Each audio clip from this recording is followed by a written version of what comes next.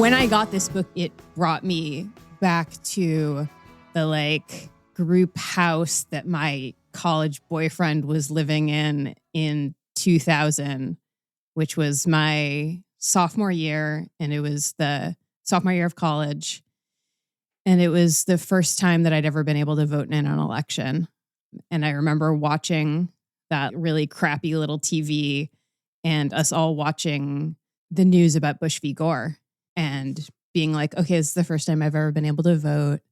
And I also my father, well, he's retired now, but is an attorney. And I think I grew up with this sense of the legal system has some sort of relationship to justice and fairness. And I remember just being like, oh, it had been hyped up for me, and I did my little absentee ballot for the first time. And, just the sort of realization, which now I look back and I cringe because I was like, okay, I was 18 or 19. I was old enough to realize more than I did, I suppose, about the political process. But I just remember this feeling of George W. Bush is going to be president and he's an idiot and a malignant idiot, and nothing that I had been told was true. Do you know what I mean? I still remember my heart sinking. Yeah. It sounds banal now when I think about it, but it's really in my memory as a time where I was just those things that you thought about institutions are simply not the case. I have an infantile example. I remember when my parents very appropriate. Yeah, I forget what year this is. Sorry, I'm just all fatigued on numbers. But also infantile, yeah. But I was a kid still, and my parents were going to vote. I guess. Well, I don't even remember. I remember being very enthusiastic for Dukakis. And I think it had something to do with the consonants in the name. I think it's got that lovely sort of Greek thing. I don't know if I even knew what he looked like, etc. But I remember my parents going out to vote. My dad, very distinct 1980s suit. My mother with a trench coat with the shoulder pads. And I remember they had to go out to vote. It was a big thing. They had, instead of staying for home for dinner, they had to go to vote. And I remember Dukakis. And then I remember the next day feeling some sort of loss, but I have no idea what it was or how to locate it.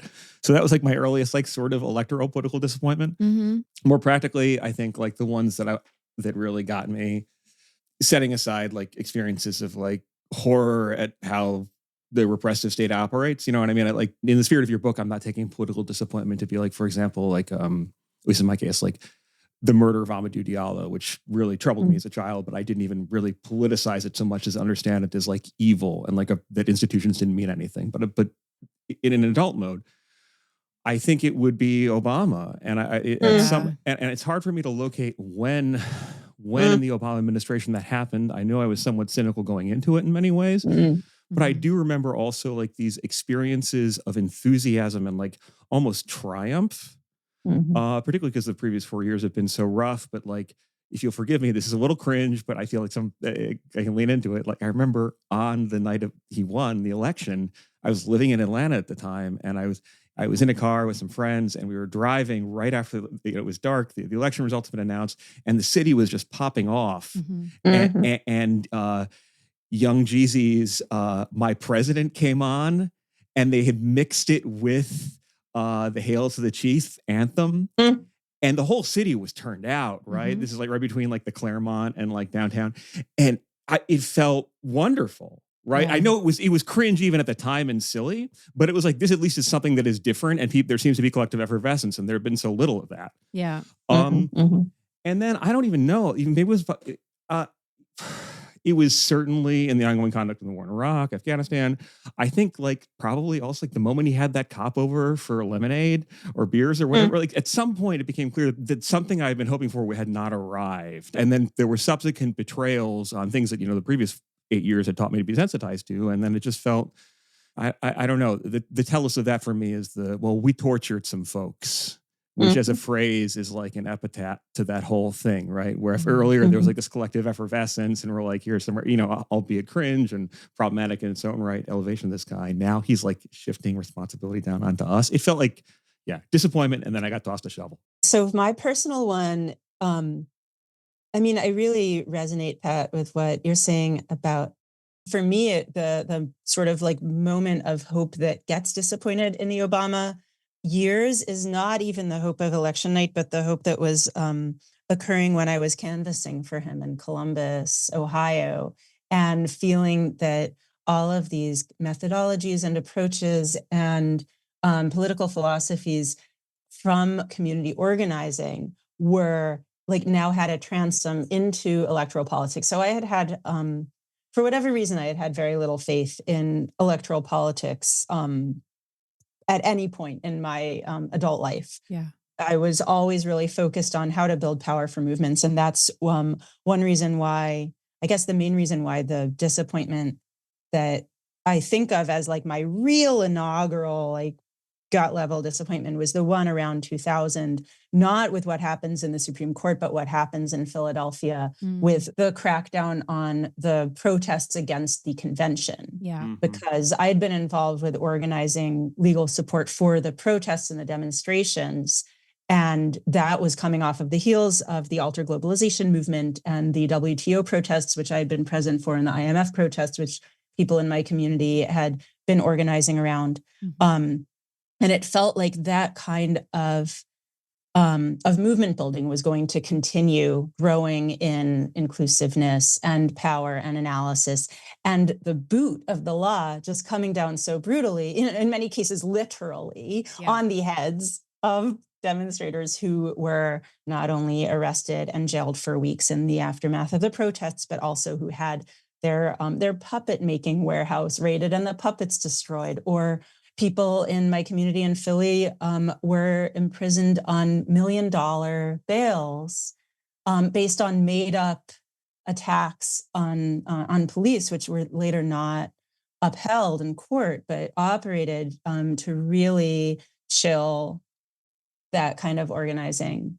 That was where the limitations of what you could do against a state power that was bent on shutting you up really were. And it was really devastating for me and for a lot of the people in my community in Philly at the time. And so when the Obama campaign came up and seemed to be this marvelous scene of amplifying grassroots community organizing energies and approaches and catchphrases like "Si se puede," all of these things that were familiar to me from picket lines throughout my adult life. It was so exciting to see that on a national electoral stage that I did think, oh, maybe there'll be a sort of fusion, and it won't be like absolute liberation through the right candidate, but it'll be a different kind of political world. Yeah. And of course, it was the same political world as it had been. So I began writing this book about political disappointment during the Obama years, seeing this disappointment, seeing people around me reeling from it and thinking, I've been here before.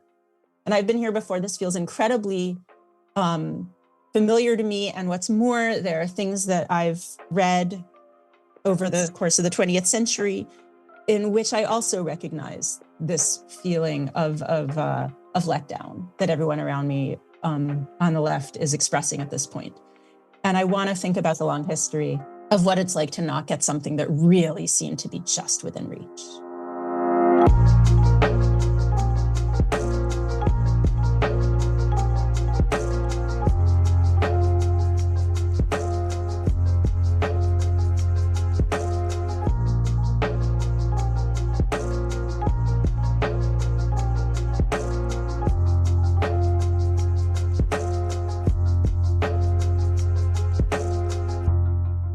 Listening to Ordinary Unhappiness, a podcast about psychoanalysis, politics, pop culture, and the ways we suffer now.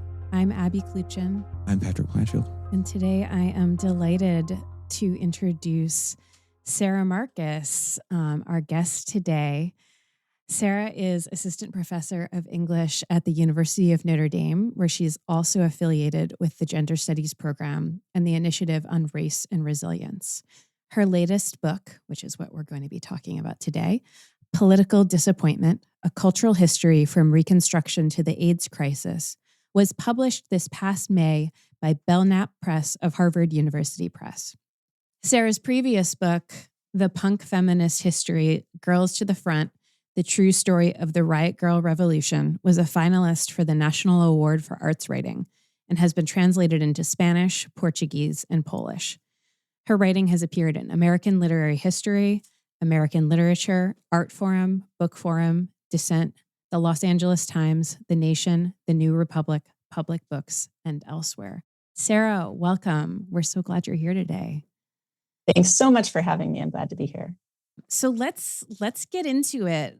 Your book deploys a very specific conception of political disappointment to think generatively about the history of 20th century social organizing, cultural and artistic productions like music and novels, and more. But what most immediately struck us, and will I think strike listeners, is right off in the introduction where you define political disappointment in, what I kind of think of as sort of psychoanalytic terms as untimely desire, a longing for fundamental change that outlasts a historical moment when it might have been fulfilled. And this rings so many notes for an analytically attuned ear.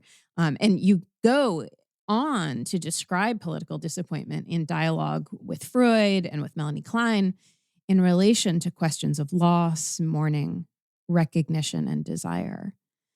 And so political disappointment thus comes to describe a particular structure, a set of relations to an object that's constituted and unfolding in time and functioning as what you call the work of disappointment. Can you walk us through how disappointment works and how disappointment stands in relation to notions like disillusionment or hope or even despair? Great. Yes. It's true. There's a more colloquial sense of disappointment, which is the way in which anybody I was talking to during the years that I was writing this book would immediately say, oh, yes, political disappointment. I have some of that, and proceed to tell me about the things that they were disappointed about. And I very quickly learned not to be like, well, that thing that you're describing, it's not exactly disappointment according to my model. Instead, I learned instead to listen and to think about all the different ways that people experience themselves as being disappointed.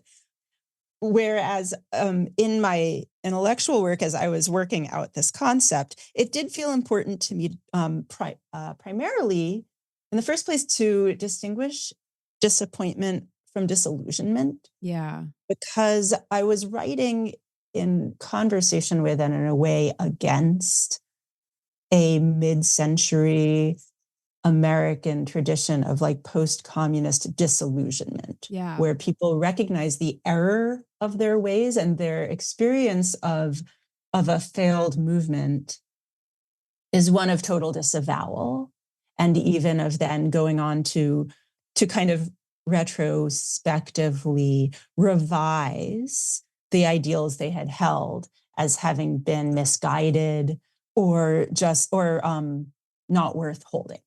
Okay, so that's a clearly delineated tradition in American liberal thought, or from the mid-century onward. And what hadn't been studied or mapped out quite as well was all the other people who had lived through ends or defeats of political movements without then going back and saying, well, I never should have believed that in the first place, right?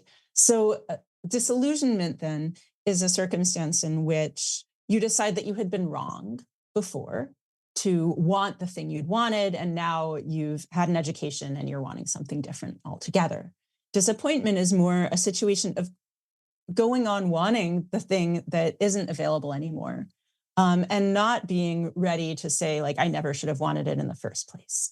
And that was what I saw going on all around me in the early years of the 21st century. It was certainly what I was experiencing in the aftermath of having been pretty involved in some social movements that hadn't panned out the way that I thought, and trying to figure out what were new ways of remaining attached to the ideals and visions for society that I had held already, that I wasn't ready to let go of. And at the same time, the old ways of engaging and working toward those seemed no longer to be effective or well suited to what I understood to be the way things worked.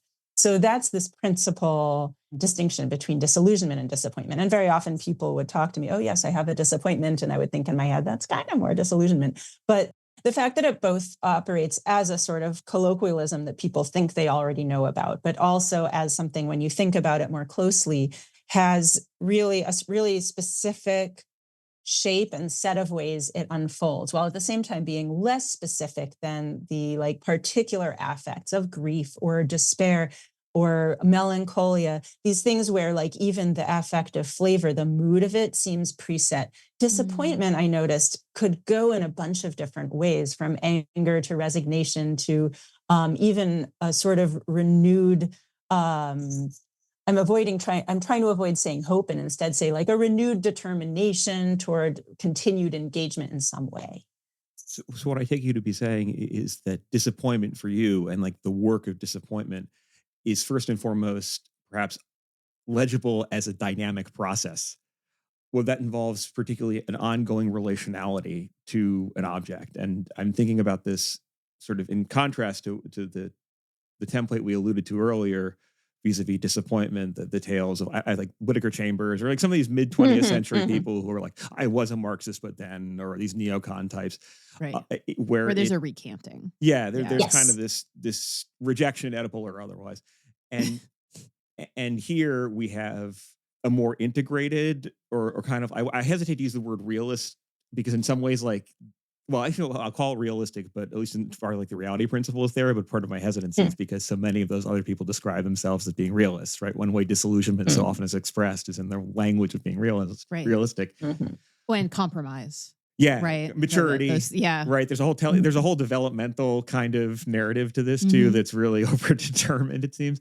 But what I loved about this definition, and what I found so fecund about, is that in that ongoing relationality, it suggests creativity and productivity, even if it's hesitant, even if it is conditioned by disappointment. And the way you phrase this is as your concern being with ongoing attachments to objects or ideals that, although disappointing, might not necessarily be responsible for a further decay of possibilities for flourishing.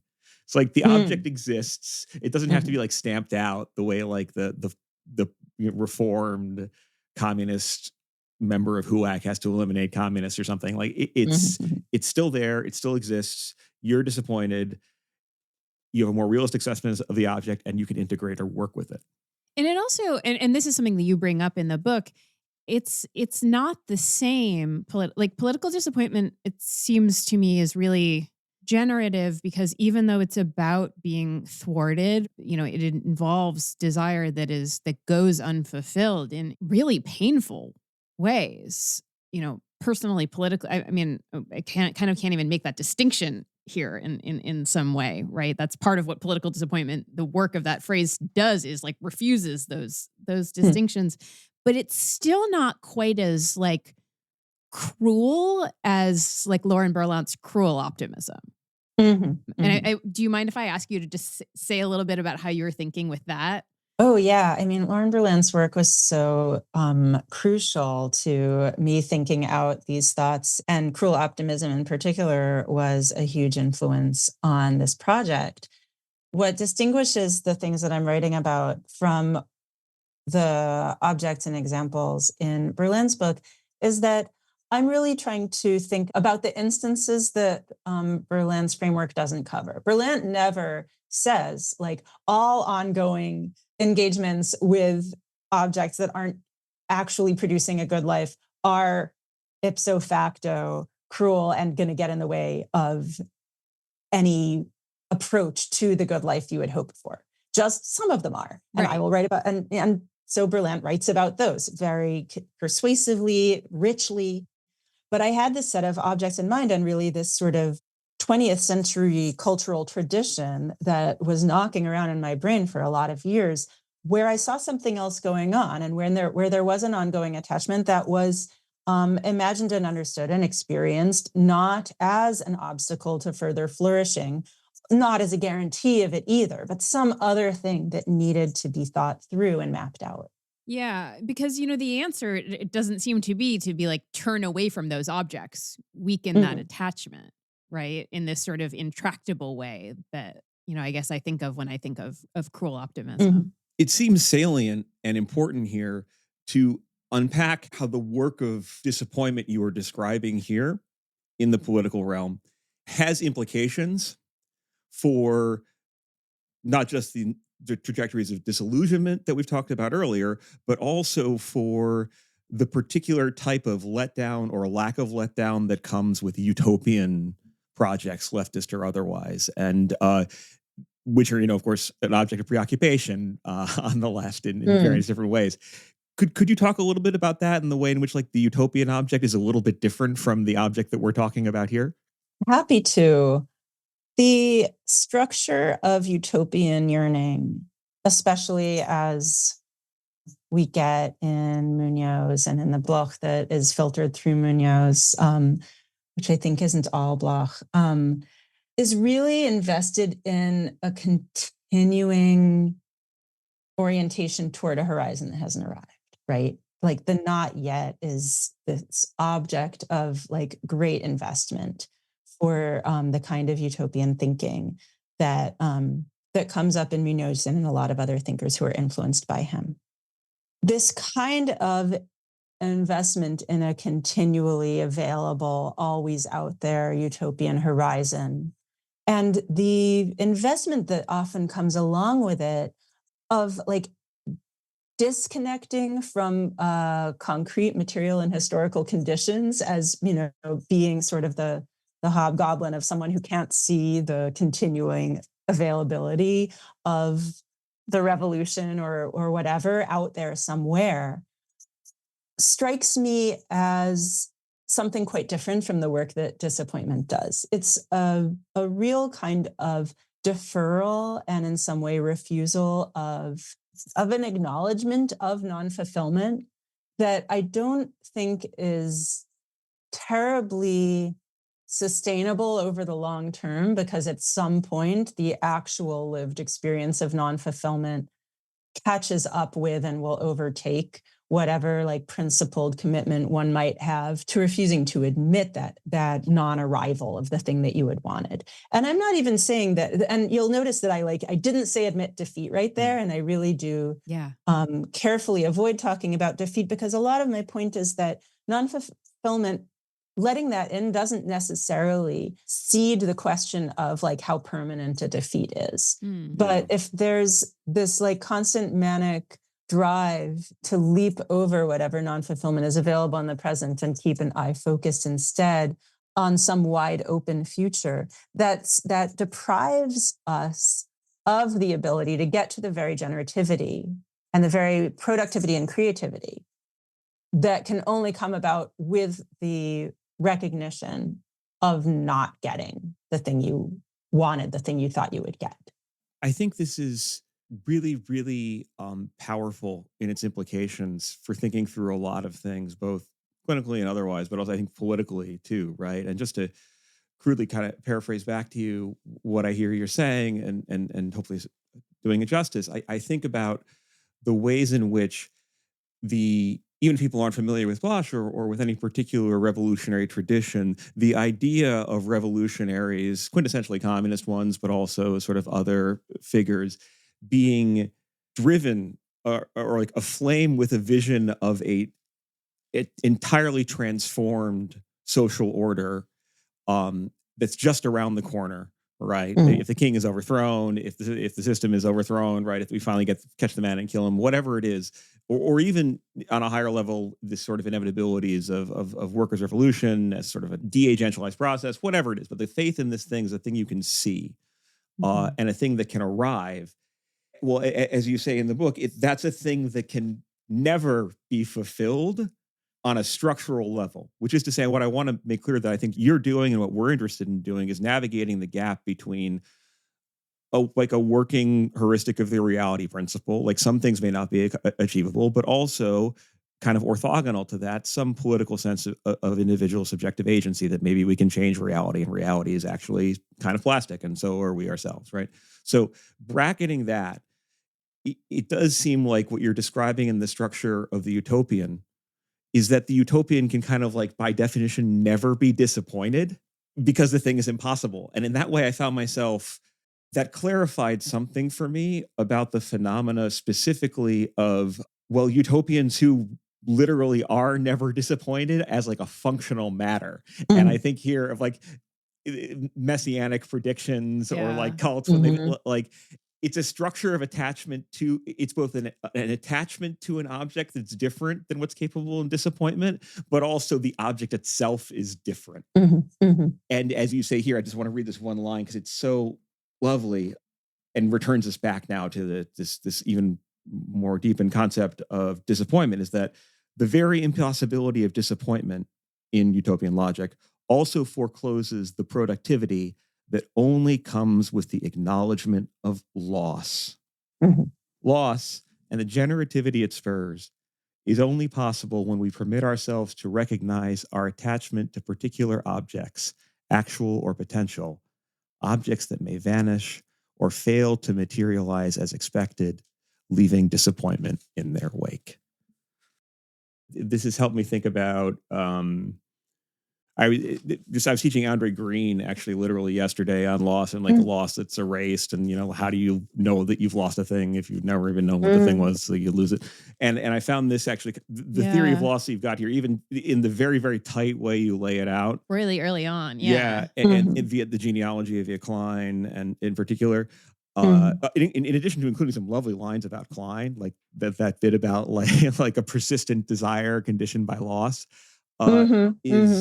it's really, really good. And I think it could go in a lot of directions. Thank you. And I'm so glad that the part where I just get into the Klein lands for you, because I had to push back a little bit to keep that in. My editor, whom I love, was like, can you really cut down these, whatever it is, 4 pages where you like lay out the psychoanalytic grounding and like the Klein and the Siegel and the Abraham and Torok, and the communion of empty mouths. And I was like, I can't lose the communion of empty mouths. No, I cannot. I don't think like, so. I need all of this. I think it's it's me. And I said, okay, I'll put it in its own section. People who don't want it, they can just skip to the next section.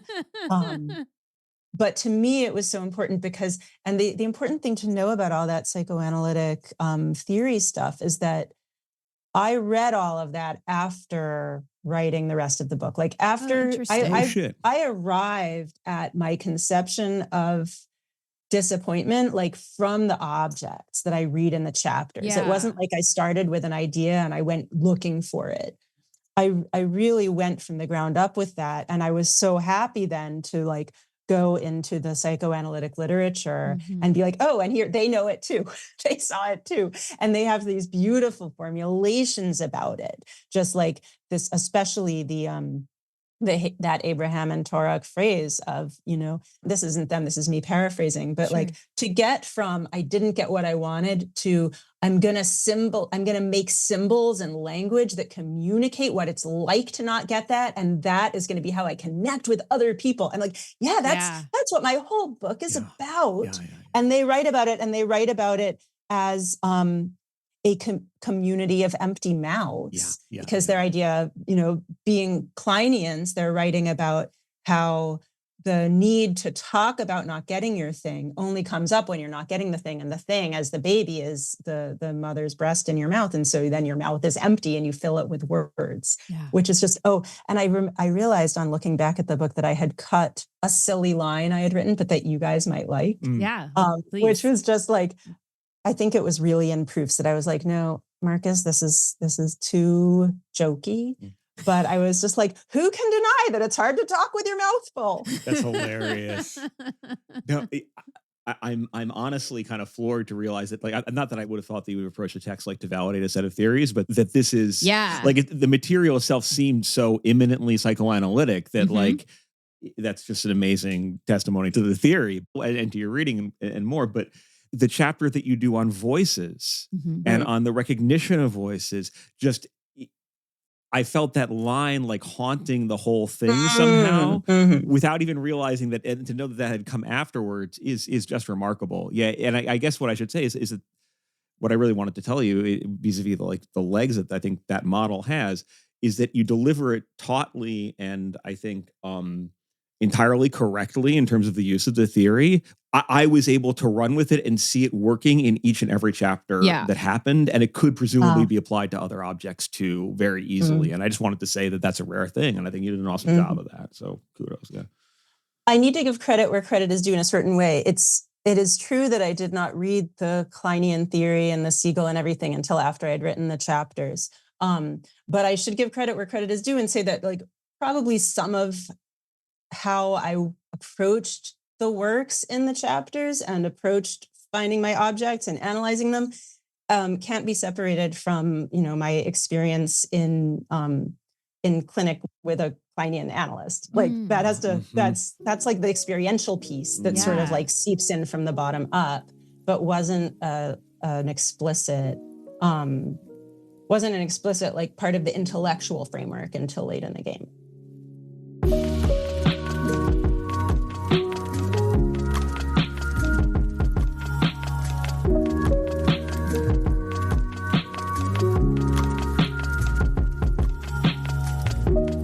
Now that we have a sense of the specificity of what you mean by political disappointment, right? And have done a little bit of that work of disambiguating it, especially from disillusionment.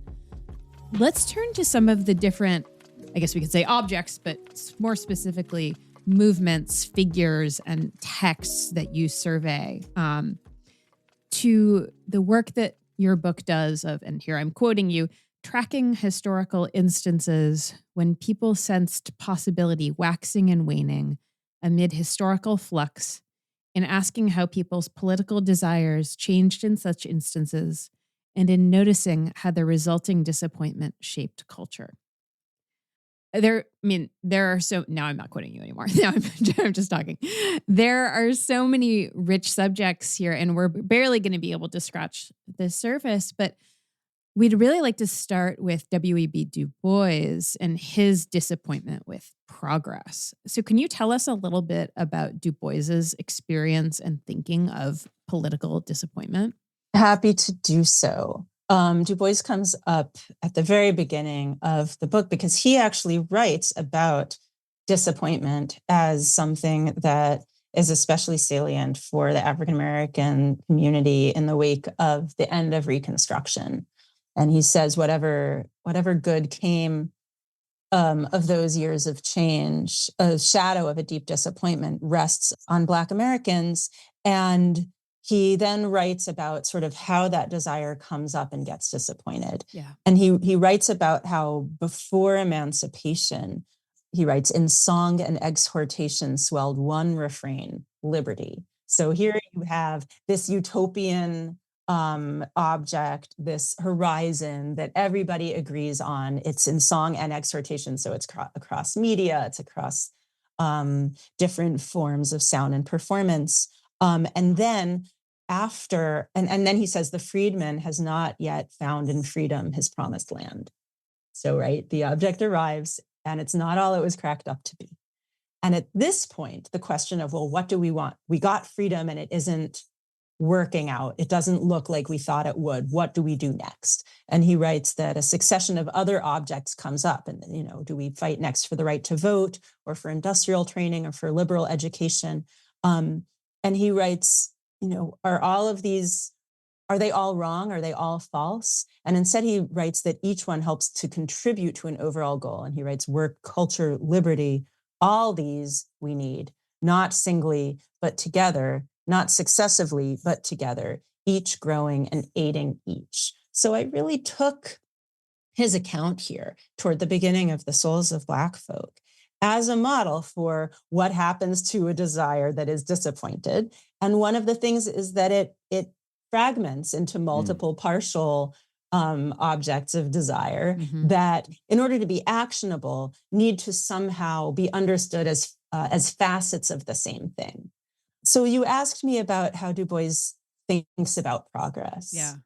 And in his essay in The Souls of Black Folk on the meaning of progress, he returns to a school in rural Tennessee where he had taught while he was in college. And it's a few years later, and the old rickety school has been transformed into a nicer, more modern school, and certain things on paper are better. And yet this young woman that he was close with at the time when he was teaching there has died.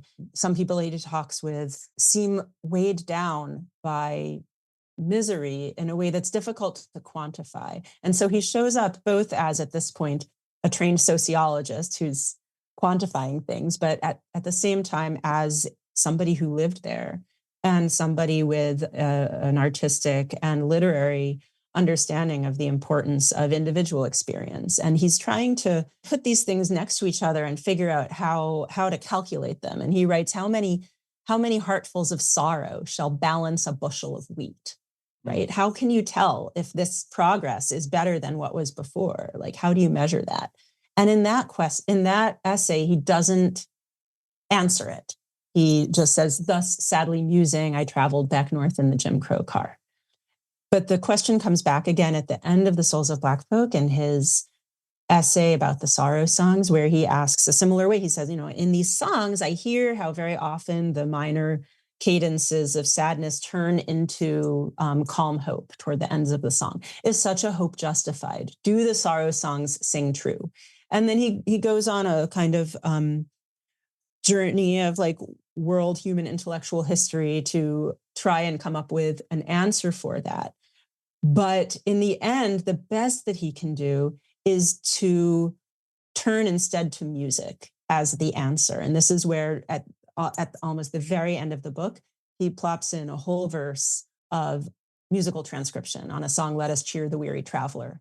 And it's the first full song. There are transcriptions throughout The Souls of Black Folk, but this is the first one that's a full verse. It's the first one that's both treble and bass clef. It's the first one with a full 4-part chorus. It's the first one that unites words and musics. And so many of the transcriptions that head up each chapter are just musical transcription without the lyrics. Mm-hmm. And so this is where we see the not singly but together, not successively but together, each growing and aiding each. He's trying to really paint out a polyphony.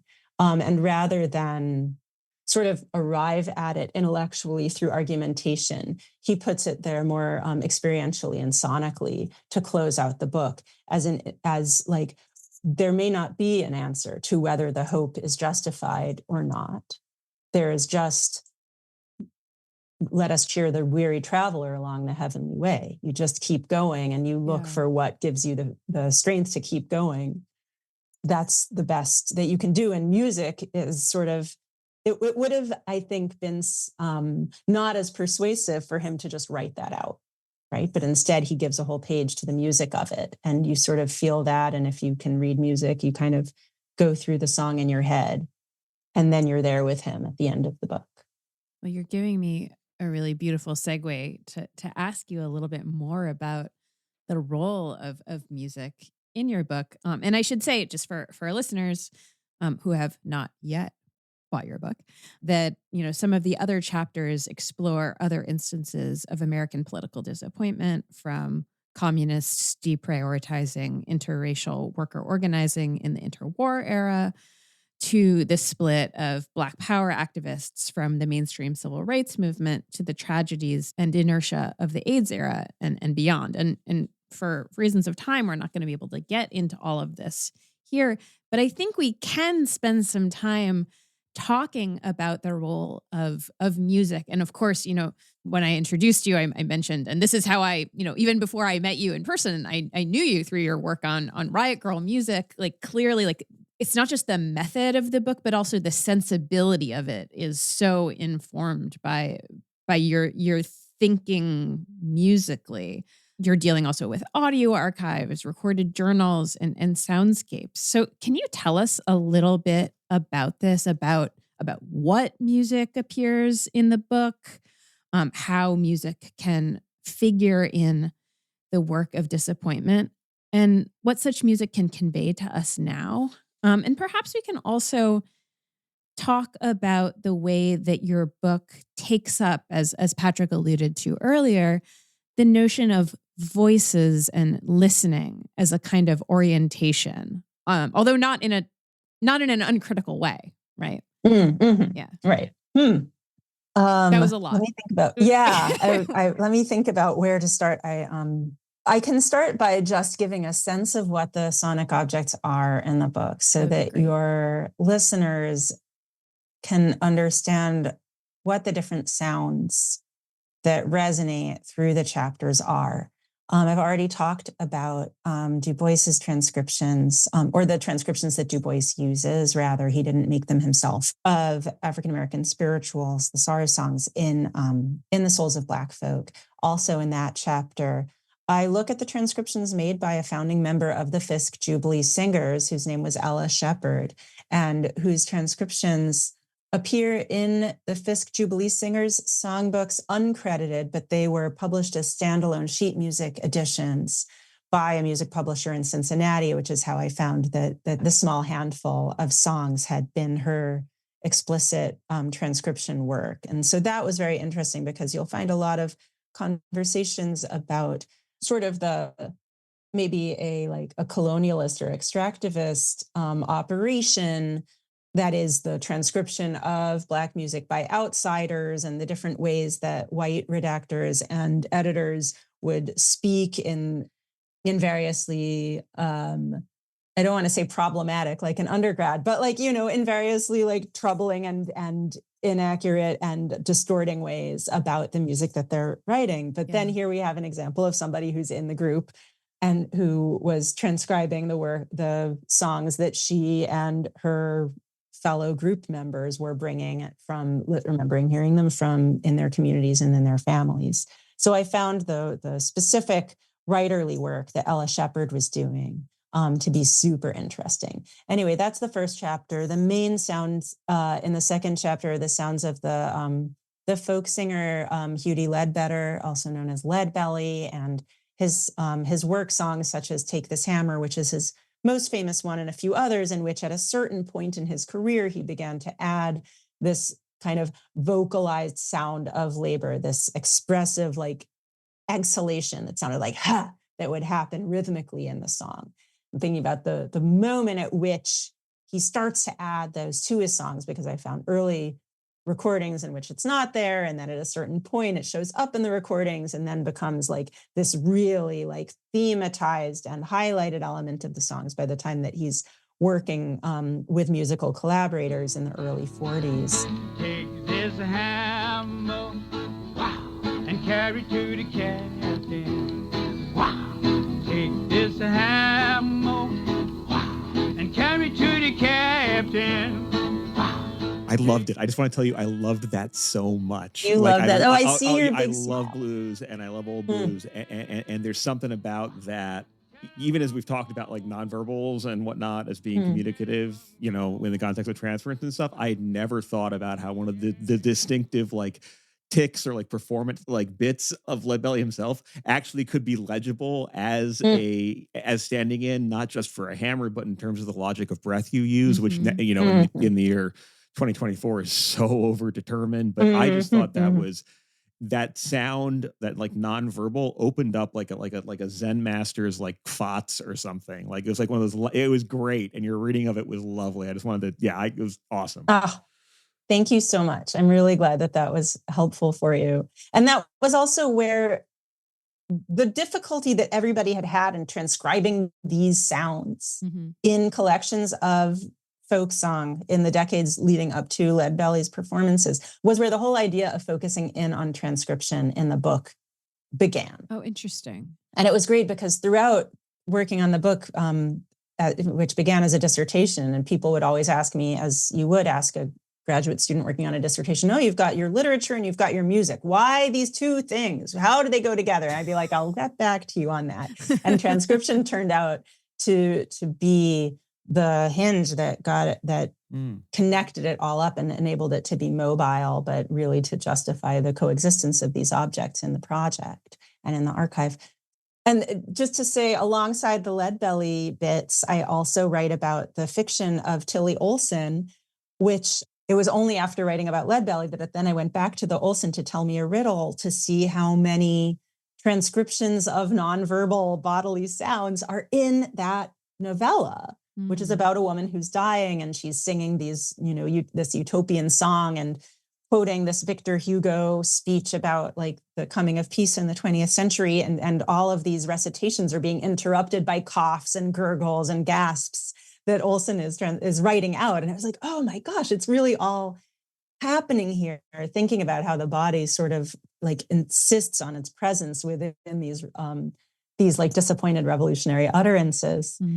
A few other sounds, trying to move quickly, that come up later in the book include the literal question of like, how did the sound engineering go at these concerts, these feminist women's music concerts in the late 70s, when there was a tour called the Varied Voices of Black Women Tour that was put on by the lesbian feminist women's music label Olivia Records. And there was a whole kerfuffle in Boston with letters to the editor and articles about like, did the sound suck at these concerts? For me, as somebody who had, been in bands playing in venues where the sound usually did suck for a lot of my 20s, I just found this an absolutely fascinating bit of archival gold.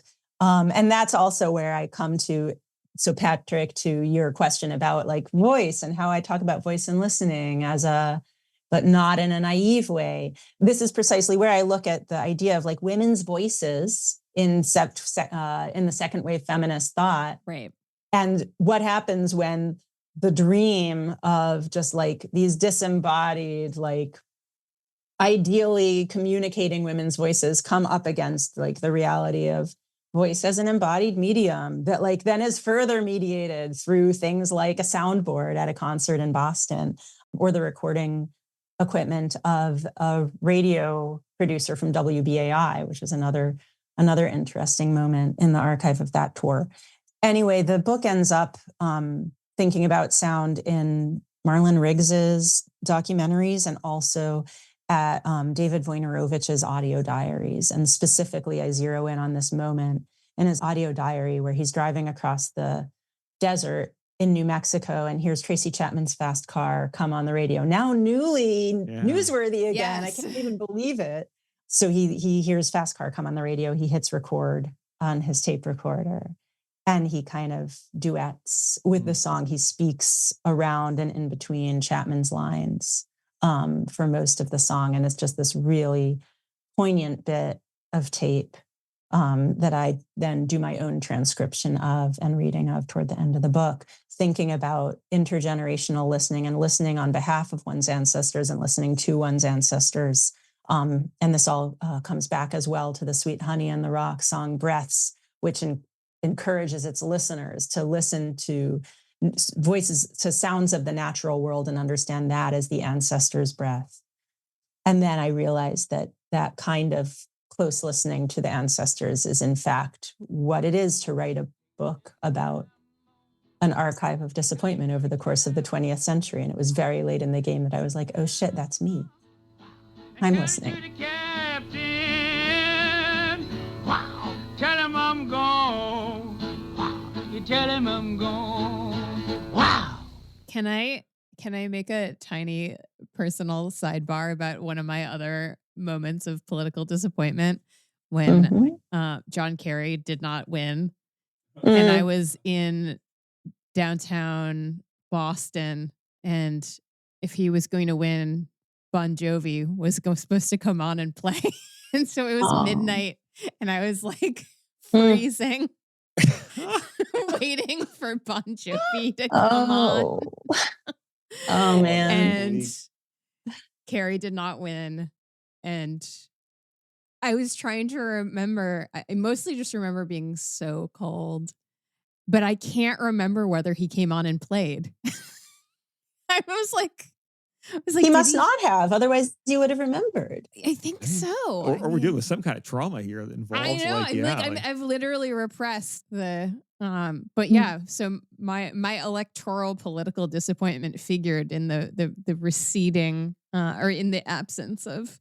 What would Bon Jovi play to like either commemorate Living on a prayer, right? Yeah, Seems to be living living on a prayer. I mean, not wanted dead or alive. Yeah, but like on like in a minor key, like a dirge living on a prayer. Oh, like, oh, it's a defeat. Yeah. Harry had no, lost. but he was supposed to be there for I know he's there supposed to be there for, as a celebration. but if he did come out, so like what would he have what could he have played in the event of a defeat? Oh. Minor key living on a prayer maybe is the one that we're halfway there. Yeah. Yeah. That's the best disappointed song ever. We're only halfway there. Yeah.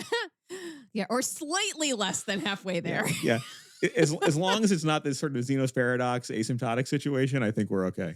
Yeah. Anyway, that moment just arrived in my mind. That's great. And now I want to connect what feels like a linked scene for me. And maybe it's the explanation for why I managed to never be super invested in any election. And it's because when Clinton won for the first time in 92. Thereby ruining Fleetwood Mac forever?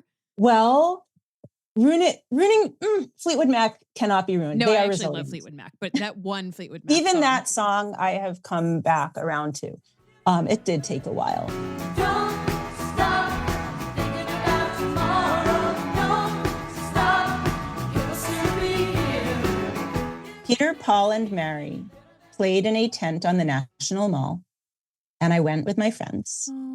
And we saw Peter, Paul, and Mary play in a tent on the National Mall. And it felt great, but it was like, I knew at the age of, I was 14. And I was like, yeah, we're borrowing hope from the past. Oh, shit. Yeah. And it's sort of moving, but it is not up to date. You inoculated yourself against nostalgia at the age of 14 with the help of Peter, Paul, and Mary. That's an incredible story. No amount of clapping is going to bring Puff the Magic Dragon back. It's just no. Oh, shit. Okay.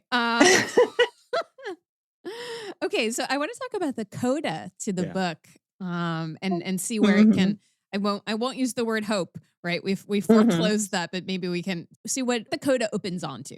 So my understanding is that you did the bulk of the work on the manuscript before 2020. That's true. That's right. Okay. That's true. But the coda was written just before publication. So it's quite recent. Yes. Yes. The coda was written when exactly? I don't know. Definitely after Biden had taken office for sure. And so as you write in that coda, events subsequent to the manuscript's completion left you in this place where, and I'm quoting, the element of disappointment that maintains faith in a future window of possibility started to feel like a relic of the past, close quote. And that's not where you leave things. And we will certainly encourage listeners to buy the book to see, among other things, where you do end up. But I thought maybe we could talk in the terms of disappointment, or using what your account of disappointment makes possible, a little bit about our present moment, political or otherwise, however you want to hear that. So how do you feel about disappointment now? Deep sigh. I mean, I almost want to start by saying that, like, how I feel about disappointment isn't the point. And that leads me to think, well, what question would make sense for understanding the purchase that the work I did in this book over the second Obama administration, the Trump administration, finishing it up just in the early days of Biden's first term. Here we are in a moment that's both different from all those periods and yet very much growing out of them.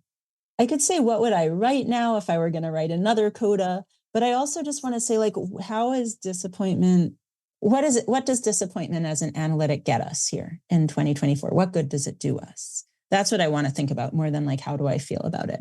As I've gone around thinking about the book in public and discussing it with people over the past, let's say, 6 months or so, one of the aspects of it that has really come to the fore is this aspect of the long lineage and the long timeline, and the understanding of dynamics as not pertaining only to the immediate present moment, but being in some ways returns and reworkings of much wider patterns and broader repetitions.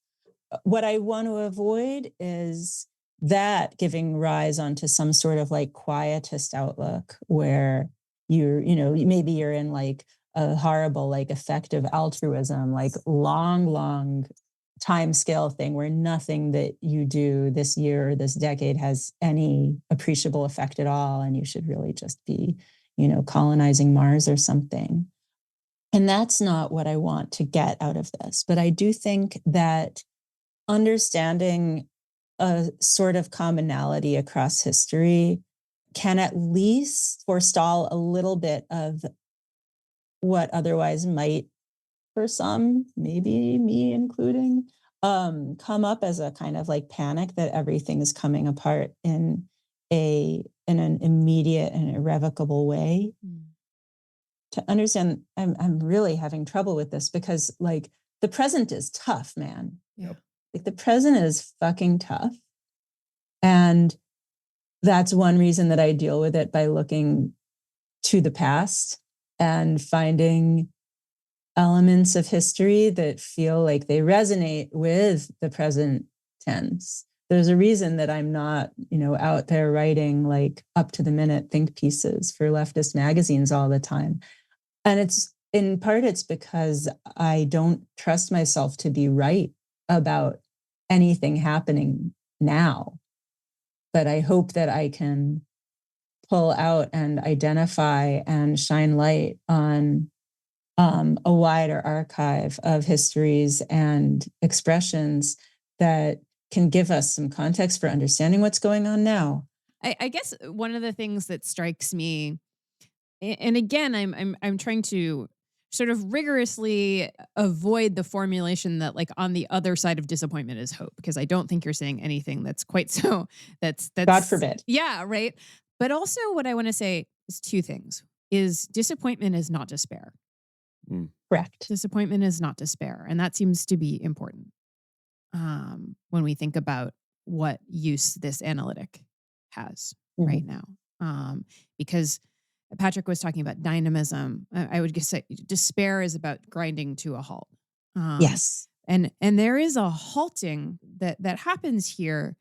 But one thing that I find really, really helpful about your distinction between disappointment and disillusionment, it's not just the part of like, well, you weren't wrong, right? You're not recanting.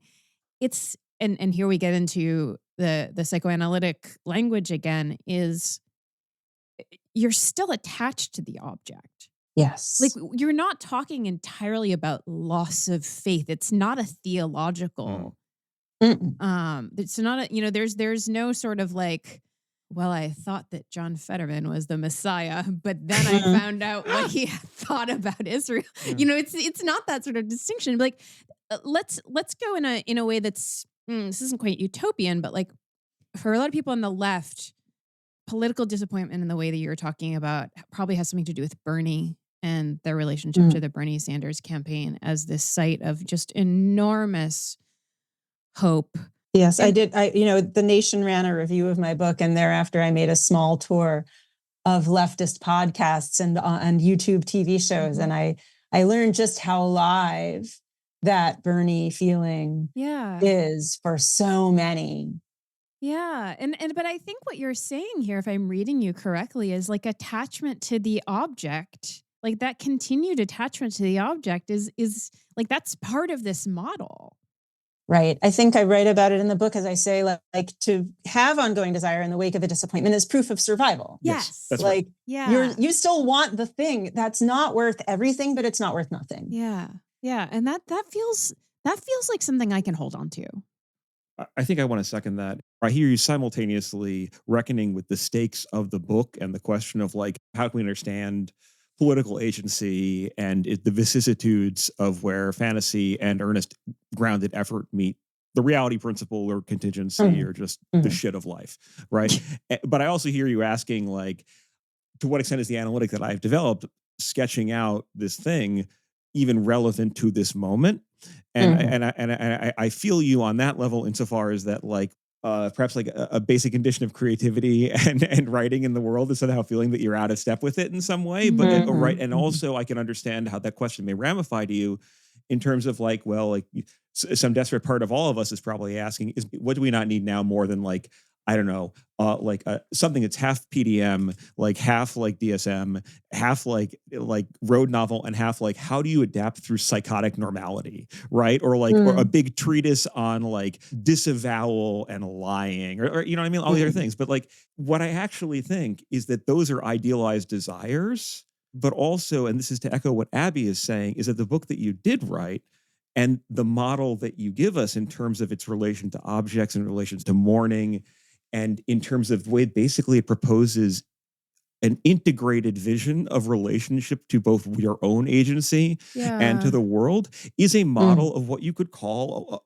a sustainable mental health, if we want to call it that, right? This is at least or perhaps it envisages a subject that is capable of historical action, trauma even, and also of undergoing disappointment, but which endures relationally and is attached to objects. And in that sense, it gives us an idea of what a good working model for like an adaptive approach to our own politics might entail, at least for terms of like regulating ourselves, but also in terms of staving off bad options, right? Where we look for hope as a transaction, where we invest in an impossible outcome, where we give up and withdraw into some sort of depressive state. Like I think it really is. Yeah, you went to depression, I went to despair, but I think both of us are reading this as something that's different. What it feels like you give us is a model of like good enough political subjectivity. Yeah, I like that so much as a formulation. I think that's magnificent. I'm so glad you saw that there. I think you're right. And I think it's interesting that my aphasia, when you initially asked me, my mind was, how does disappointment solve the conflict in Gaza, for example? How does disappointment heal the absolutely shredded coalitions and alliances in US politics right now, or save the thousands of children who are starving to death? And that sent me into a sort of like despairy paralysis, like in real time on the podcast. And what I love, Abby and Patrick, is that you brought it back to, well, it's a concept about a good enough political subjectivity, which is what you're saying. And once you said that, I then remembered what I have to say for what I think. Like, I think disappointment could solve the fractured coalitions and alliances in the US left and save the thousands of children who are dying of starvation, which is that, like, being attached to an object that you can't have, or that you can't have the way that you want, or that you got and wasn't what you thought it would be, is in fact a shared experience across the people who are trying to destroy each other right now. And I have no power to say, please go read my book and understand and find commonality in your non-fulfillment. I can't do that. And maybe it's the grief of seeing how impractical that is when it matters the most.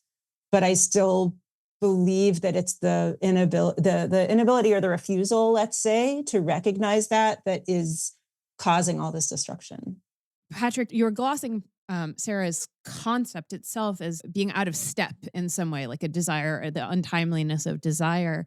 And it seems to me that the musicality of this, and I mean that in, you know, this whole book, it's structured, you know, it doesn't exist without all the work that you're doing with music. And the phrase that kept coming to my head is like out of step, but not out of tune. Do you know what I mean? That like there is this sort of like the political disappointment is something that actually attunes you to others that are experiencing that. And that has to do, I think, with some modes of relation that are, you know, to kind of use Patrick's developmental metaphor, they're like that are mature. and actually mature too in terms of how it involves like, and here's how I'm thinking about like in a time of madness, having a working model for what some kind of sanity looks like, even, sometimes basic sanity. And I'm using all these terms with, sufficient caveats, can be like regulatory and clarifying for asking things like, well, I don't know, like, and I'm thinking of it specifically because of what Abby's saying about maturity, but I think about people who like, whose political key right now is talking about like their, either they still believe in the existence of, or are kind of like bemoaning the supposed passing of an idealized object, like, I don't know, the rules-based international order, or like institutional legitimacy, or the impartiality of the Supreme Court, right? And like from using your model, I'm like, oh, these people are hung up on either a utopian thing, which will never happen, or on denying a certain other thing through getting fixated on this sort of static fiction. Right. That in any event, they're attempting to insulate themselves from some kind of pain or from some sort of need for the political. Right. And I think that is something that, at least as a test we can impose on ourselves, seems useful as we think through whatever it might be, the values or programs that get us through any of these numbers of situations that are in front of us. Right. Yeah. And likewise, too, like, I think it's the relational component. Right. Like I think there's Freud's account of mourning and melancholy is like really complicated and weird. I don't think there's a lot there's some things I don't think can be recuperated from it. But one thing is, I think, an idea, at least, which is of a type of grief that shuts itself off from others. Yes. And a type of grief that shuts itself off from others because of either the fact or the conviction that the lost object is not an object whose loss is shared by others. Right. Yes. But if your theory of political disappointment, as I think it does, extends to the implication that a mature relationship to the political means that your political object is always going to be on some level structurally disappointing, right? Or involve you tarrying with the disappointment as a structural matter, then everybody is sort of always already in a position of having a common object in their disappointment. And that could be a vector for solidarity. I mean, practically, I don't know, but I think that's what I take what I guess I'm saying is I don't see myself as saying anything that you don't already say in your text. And I think that, just to speak to the despair that you voiced earlier, and I think that a lot of people in the world are feeling also in their own individual ways, right? Is that if one of the lessons of your book and one of the themes of your book is like listening to ancestors and listening to voices in their sort of concatenation, I think that is something that ramifies in terms of how we can listen to the untimeliness or actual timeliness of your book in its publication history, but also as giving us something across these chapters for thinking about how politics in general, or our own relationship to politics, isn't just disappointment in an object or disappointment in other people, but sometimes involves integrating disappointment in ourselves or the fear of disappointment in ourselves. And that actually we can have untimely opinions, dissonant opinions that come back later, and that we have to integrate those two in addition to those solidaristic communal integrations.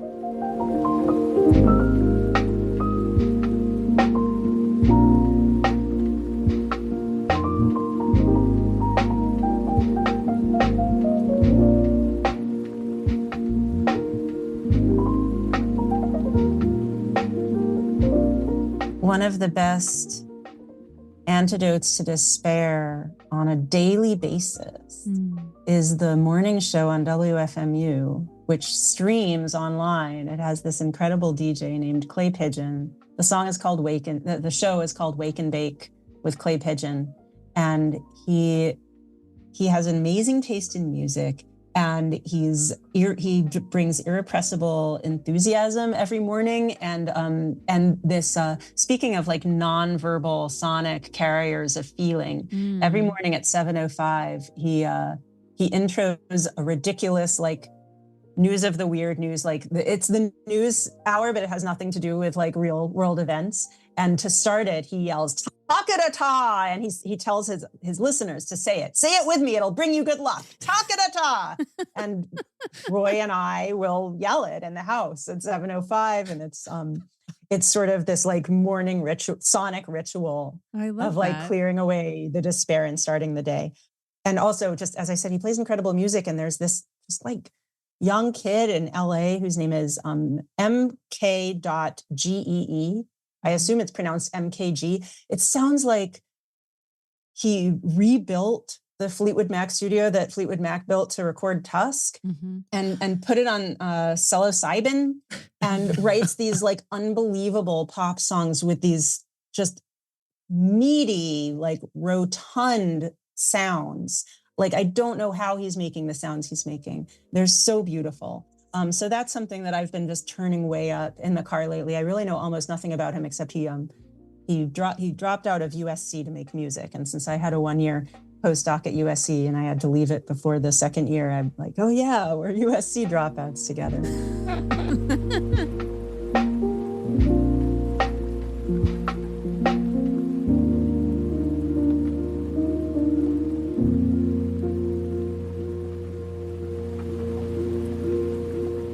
Sara, before we wind up, can you tell us about any upcoming writing, appearances, places where people can read you, hear you, etc.?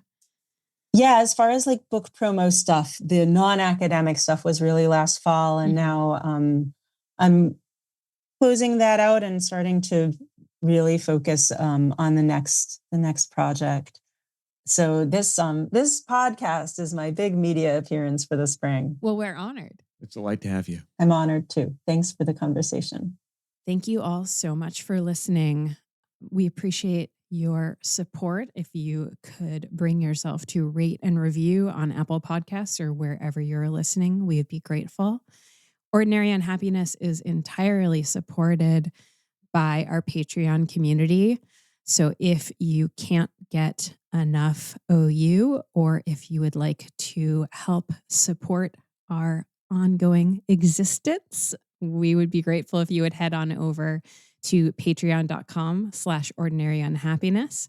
Patreon supporters get 2 more episodes per month, one of the standard edition and one wild analysis where the wheels really come off and the rubber hits the road, or whatever metaphors I'm mixing, but you all know what I'm saying. Thank you so much. We'll be back next week.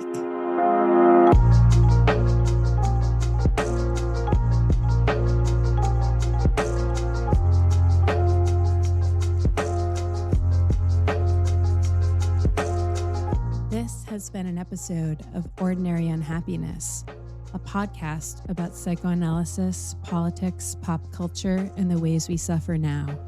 I'm Abby Kluchin, and today I was joined by Patrick Blanchfield and Sara Marcus.